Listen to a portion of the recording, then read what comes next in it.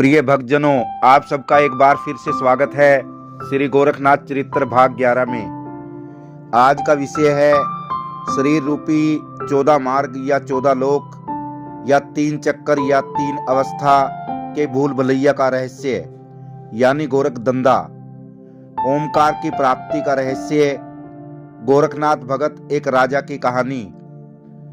संपूर्ण जानकारी के लिए कृपया वीडियो को अंतिम तक देखिएगा। तो शुरू करते हैं आज की कहानी।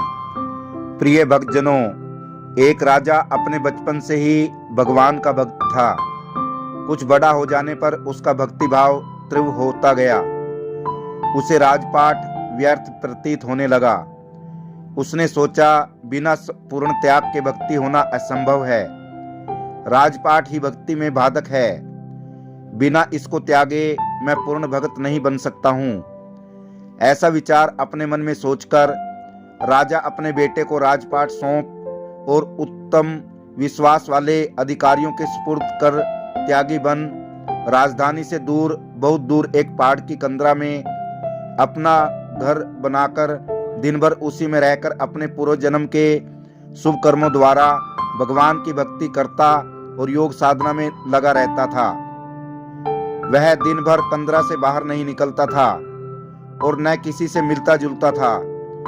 उसने प्रपंच के जाल में फंसना उचित न समझा। जहां वह रहता था वह गुफा ऐसे एकांत स्थान में थी जो बिल्कुल मनुष्य की दृष्टि से ओझल थी। गुफा का दरवाजा पत्थर से बंद कर देने पर किसी को कोई पता नहीं चलता था। राजा दिन भर उसमें अपना पूजा पाठ करता और सायंकाल पास के शहर में जाता और जाते ही जिसने रोटी का टुकड़ा डाल दिया ले लेता। खाने लायक मिल जाने पर वह सीधा अपनी गुफा को लौट आता था। ये उसने अपना नित्य का नियम बना रखा था। वह सदा नग्न ही रहता था। कुछ दिनों में उस शहर में चर्चा घर घर हो गई कि एक दिव्य देहधारी महात्मा उनके शहर में रोटी मांगने आता है। बहुत से लोग वन से बाहर आने वाले रास्ते पर रोटी लेकर पहुंचने लगे और संत के दर्शन कर रोटी देने लगे। एक दिन राजा के शहर का एक आदमी उस शहर में आया और अपने रिश्तेदारों से संत की तारीफ सुनी, तो उनके साथ वह भी संत दर्शन की अभिलाषा से उनके साथ साथ चला आया था। उसने अपने राजा को पहचान कर कितने ही आदमियों से कह दिया, ये तो हमारे नगर का राजा है जो बड़ा भारी राज्य त्याग कर सन्यासी बना है। तो प्रिय भक्तजनों, इतना सुनते ही वहां के लोगों ने एक दूसरे से चर्चा की। सारी बस्ती में ही ऐसे त्यागी संत राजा की चर्चा घर घर में हो गई। लोग हजारों की तादाद में रोटियां लेकर आने लगे और संध्या से पहले ही जमा होने लगे। ऐसी भीड़ भाड़ देखकर राजा ने अपना मार्ग बदल डाला और दूसरी बस्ती से रोटियां लाने लगा। उसी समय योगीराज गुरु गोरखनाथ जी महाराज उस नगरी में पधारे और संत राजा की प्रशंसा सुनी। उन्होंने उसकी परीक्षा लेने का विचार किया। जब वह रोटियों के टुकड़े लेकर जाने लगा तब गुरु गोरखनाथ ने पीछे जाकर उसको बुलाया, परंतु उसने बिना पीछे देखे अपना मार्ग तय करना जारी रखा।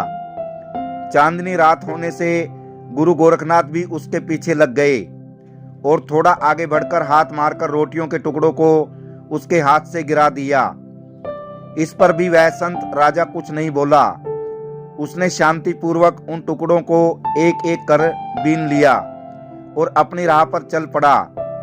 परंतु गुरु गोरखनाथ इतनी शांति देखकर भी संतुष्ट न हुए।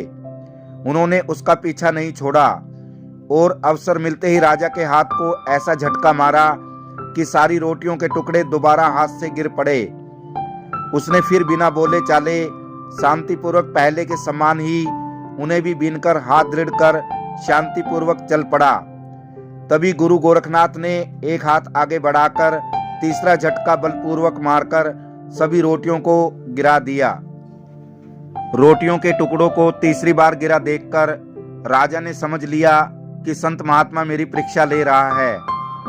राजा बोले, जिन बातों को आप ढूंढते हैं उन बातों को छोड़कर ही यहाँ आया हूँ। अब मेरे पास कुछ नहीं रहा। मैंने अपना राजपाट छोड़, अपना अभिमान छोड़, सारे विकार भी छोड़ दिए हैं। अब इनमें से मेरे पास एक भी नहीं है। राजा की बात सुनकर गुरु गोरखनाथ प्रसन्न हो बोले, इसमें संदेह नहीं, तुम त्यागी हो, परंतु अभी पूर्ण त्यागी नहीं बने। तुमने राजपाट सब छोड़ दिया, परंतु उसकी याद नहीं छोड़ी, इसलिए त्याग का घर अभी कोसों दूर है। ऐसा कहकर गुरु गोरखनाथ नगर की तरफ लौट गए और संत राजा भी अपनी गुफा में जा पहुंचा। वह अपने जी में विचारने लगा कि ये संत पुरुष कोई पहुंचा हुआ भारी महात्मा था, जिसने मुझे त्याग के सूक्ष्म स्वरूप का उपदेश दिया है। मैं इन महात्मा के उपदेश से कृतार्थ होऊंगा। त्याग का भाव त्याग करना कि मैं त्यागी हूँ, और त्याग की हुई वस्तु का स्मरण करना कि मैंने फलां वस्तु त्यागी है। ये सब न्यूनता बताकर ही उस योगी ने मेरी आंखें खोली हैं। राजपाट के वैभव का त्याग मेरे अंतकरण से नहीं निकला था। प्रिय भक्तजनों, इस प्रकार संत राजा ने सोचा कि मैं राजपाट के वैभव का त्याग मेरे अंतकरण से निकाल दूंगा। संत राजा ने काफी तपस्या की। अब उसने खाना पीना भी छोड़ दिया, परंतु राजपाट के वैभव की याद को अपने मन से निकाल नहीं पाया। अंततः उसने गुरु गोरखनाथ का ध्यान किया। गुरु गोरखनाथ संत राजा के अंतकरण में प्रकट हुए और गुरु गोरखनाथ उसे गोरख धंधे यानी भूल भुलैया के प्रवेश द्वार तक ले गए। गुरु गोरखनाथ संत राजा से बोले, मेरे साथ चलो। वह उनके पीछे हो लिया। थोड़ी देर पर्यंत वो दोनों ओंकार मध्य स्थान पर जा पहुंचे, जहां मखमल का एक मुलायम सोफा पड़ा हुआ था। वो दोनों उस पर बैठ गए। सोफे के चारों तरफ ही खुशबूदार फूलों के गमले रखे हुए थे। गर्मी का मौसम था। वहां आसपास जाली लगी हुई थी, जिस पर बेल चढ़ाई गई थी। यंत्र द्वारा बेल के चारों तरफ जल की बूंदें पड़ रही थी। इस स्थान के 4 दरवाजे थे। धूप के कारण वो घबरा रहे थे, परंतु ठंडी और खुशबूदार हवा आ रही थी। मुलायम आसन और एकांत स्थान था। बैठते ही वो स्वर्ग सुख का अनुमान करने लगे। राजा को वहां जो सुख मिला वह स्वर्ग से भी बढ़ चढ़कर था। राजा ने गोरखनाथ को दंडवत कर कहा, आप मुझे सीधे यहाँ ले आए। मैंने तो पहले कभी ये स्थान यहाँ रहते हुए भी नहीं देखा। क्या आपने यहाँ आने का कोई चिन्ह कर रखा है? गोरखनाथ बोले, चिन्ह तो कोई नहीं लगा रखा है, परंतु उसकी चाबी मेरे पास है। उस चाबी से ताले को खोलते हुए आपको यहाँ ले आया हूँ। राजा ने कहा, वह कौन सी चाबी है गुरुदेव? क्या मुझे उसे नहीं दे सकते आप? गोरखनाथ बोले, चाबी क्या, समझ की चाबी लगती है। इस गोरख धंधे के भूल भुलैया के 14 मार्ग एकदम झूठे हैं। प्रथम चलने पर एक दाहिना मार्ग आता है, उसको छोड़कर सीधा चलना चाहिए। पीछे बाएं मार्ग को छोड़कर चलना चाहिए। एक दाएं और एक बाएं मार्ग को छोड़कर चलने से इस स्थान पर आ पहुंचते हैं। कुटी के पूरे 3 चक्कर लगाते हैं और कुटी में पहुंच जाते हैं। राजा ने आश्चर्य से बोला, वाह गुरुदेव, किस खुशी के संग गोरख धंधे का बयान किया है। क्या वेदांती प्रक्रिया के साथ इस भूल भुलैया की रचना की है। गोरख गुरु बोले, तुमने कैसे जाना? वह बोला, मैं सत्संग में जाता रहता हूँ। वहां आप जैसे एक महान संत ने मुझे कुछ दायां मार्ग छोड़कर चलना और बायां मार्ग छोड़कर चलना बताया है, पर मेरी समझ में नहीं आया। कृपया गुरुदेव इस पूरी बात को स्पष्ट करें। तो प्रिय भक्तजनों, इस प्रकार गोरखनाथ जी संत राजा से बोले, ये दोनों दाएं बाएं राग द्वेष के मार्ग हैं। जाने वाला भूल भुलैया में फंस जाता है। मध्य मार्ग ही सम्मान मार्ग है। 14 मार्ग झूठे हैं। जिस प्रकार ये 14 मार्ग झूठे हैं, उसी प्रकार 14 लोग भी झूठे हैं। यानी 10 इंद्रियां और अंतकरण के 4 भाग, ये 14 रास्ते झूठे हैं। जब तक अंतकरण और इंद्रियों में 14 लोक के भाव बसे रहेंगे, तब तक ओमकार की प्राप्ति नहीं हो सकती। 3 चक्कर रूप 3 अवस्थाएं हैं। तीनों अवस्थाओं को उल्लंघन करके चतुर्थ अमात्र रूप ओमकार को प्राप्त करते हैं। ओमकार ही आद्य और सच्चा स्थान है। तो प्रिय भक्तजनों, इस प्रकार राजा गुरु गोरखनाथ का कथन सुनकर अति प्रसन्न हुआ। गुरु गोरखनाथ जी ने कहा, ये कृत्रिम भूल भुलैया भी इस संसार के झूठे मार्ग का संपूर्ण बोध कराने वाली है। जो मनुष्य इन भूल भुलैयों के प्रबंधानुसार बचकर अपना बर्ताव संसार से करता है, वह भूल भुलैयों में रहता हुआ भी चौकस रहता है।